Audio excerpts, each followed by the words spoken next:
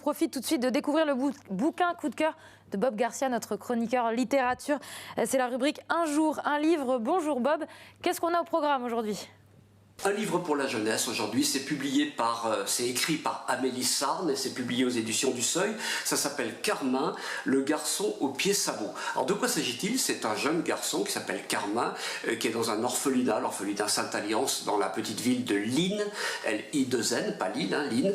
Et ce petit garçon, il a un pied sabot, il est orphelin en plus, il n'a pas beaucoup de perspectives, pas beaucoup d'avenir, et il s'est résigné à aller travailler à l'usine comme la plupart de ses congénères.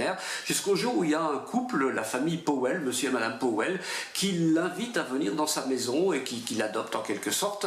Et alors donc il est ravi, il se dit qu'il va commencer enfin une nouvelle vie et qu'il va peut-être accéder à une autre catégorie sociale dans cette ville de Lynn.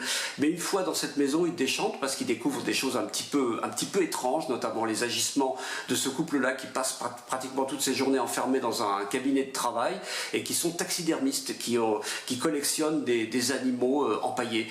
Donc il se demande si lui on l'a pas choisi justement parce qu'il a une anomalie physique et qu'il va pas finir empaillé aussi.